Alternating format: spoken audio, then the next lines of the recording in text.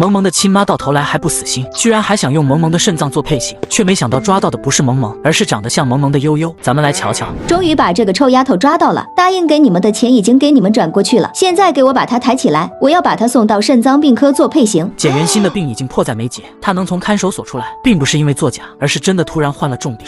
肾脏病科，我们只是答应帮你从幼儿园抱个孩子出来，可没答应你做什么伤天害理犯法的事。你这个女人可别是搞什么倒卖器官的事。你这是什么话？不管怎么样，她也是我的女儿，我要的不过是她一颗肾而已。两个坏蛋心里满是疑问，他们虽然不是什么好人，但也从未听过这样丧心病狂的话。将本来就受伤的女儿偷偷抱走还不算，竟然还要她的一颗肾。你们那是什么眼神？她是我生的，如果没有我，哪里会有她？我又没有要她的去死，只是一颗肾而已。行了，没有用的废话就不要说了。这件事如果出了问题，我来负责。你来负责。厉兆宇和顾叶白突然出现，后面跟来的保镖迅速把悠悠从坏人的手里抢了过去。顾叶白，你怎么会出现？你放心，我不是来找你的。顾叶白一眼都没看简元新，我的人一直在暗中保护萌萌。这个女人的本来想带走的是我的女儿，阴差阳错带走了你妹妹。你先看看她有没有事。厉兆宇抱起已经昏迷的悠悠，反复检查，见没有明显的外伤，松了一口气。多谢顾先生，如果悠悠出事，我真的不知道该怎么跟爸爸交代。你见外了，我跟你的父亲本就私交不错，况且这件事怎么说都是因为顾家而起。多谢的话先不用说，你先抱着你的妹妹见医生。那顾先生，我带着悠悠先走了。简元新见到既然不是小萌萌，瞬间发狂。萌萌呢？我女儿呢？这不是萌萌。两个偷走悠悠的坏蛋也彻底懵了。什么意思？抓错了。顾叶白，萌萌呢？你把那个死丫头弄哪儿去了？弄哪儿去？顾叶白强压怒火，我倒是想问问你，你三番五次来陷害萌萌，这次是为了什么？是想要她的肾脏好让你继续活命吗？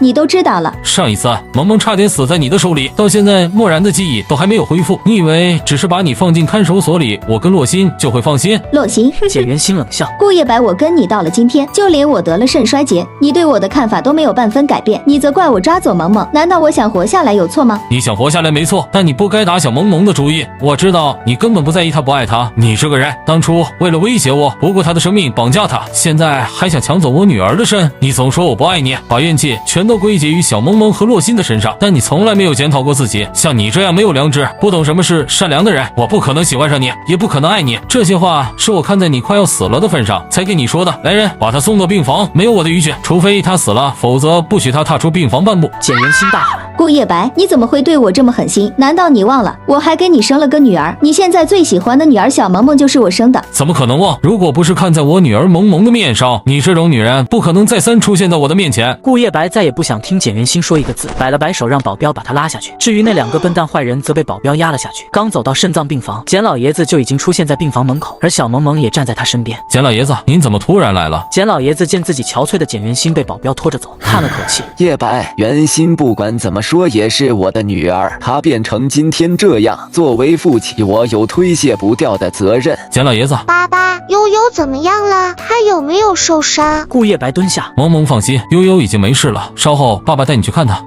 悠悠没事就太好了。叶白，顾叶白直起身。简老爷子，上次简元新绑架萌萌的事，您是事后知道的，现在他又要来害萌萌，即便您要求情，我也不会答应。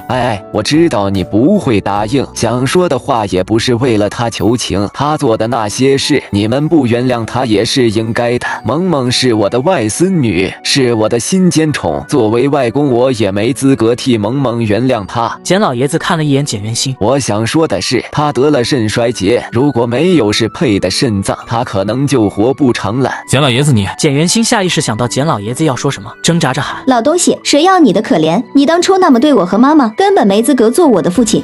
你变成今天这样都是我的错。你这么年轻，我知道你很想活下去，我是你的父亲，你想要换肾还是不要去夺小萌萌的了。外公，简老爷子，叶白算了。简老爷子口气惆怅，人这辈子长着呢，何必冤冤相报？我都活了这么大年纪，早就够本了。况且人的肾都有2颗，她是我女儿，我欠了她责任和父爱，那1颗肾给了她又能怎么样？既然您这样想，我尊重您的决定，只是我知道你在顾虑什么。我答应你，换肾之后，我会把她送到国外去，直到我死了闭眼之前，她不会再回到萌萌身边。兴风作浪。外公，萌萌啜泣着，虽然不太懂幻肾是什么概念，但他隐约明白，这将对外公的身体造成很大的影响。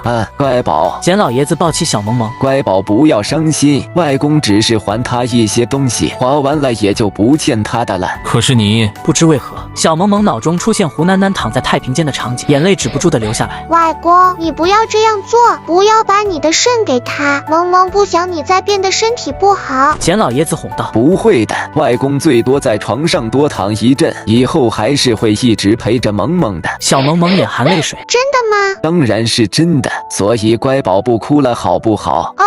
第二天，萌萌顾灵烟刚放学就按耐不住跑到丽家摁门铃，来了。管家很快过来打开了房门。顾小姐，萌萌小姐，萌萌，灵烟姐姐，你们怎么来了？顾灵烟拖住悠悠的手查看。悠悠，你觉得怎么样？还疼不疼？悠悠摇头。刚开始的时候会很疼，现在没什么感觉了。悠悠被坏人蒙着嘴带走，当时也只是昏了过去。真的？怎么会不疼呢？打针是这个世界上最可怕的事情，而且你的手上那么多的刺，怎么可能不疼呢？疼当然是会有一些的，虽然当时护士给她打了麻药，但悠悠还是能感觉一些疼痛。她这样说只是不想让萌萌姐姐担心而已。真的不疼。萌萌，灵烟姐姐，我听三哥哥说，其实那些坏人本来是要抓萌萌的，是因为我跟萌萌的衣服一样，所以才抓错了的。是这样的，而且下令偷走你的还是萌萌妹妹的亲妈妈。真的是她。早先小萌萌和自己一起挨饿的时候，悠悠就隐约知道一些，萌萌的妈妈对她非常不好。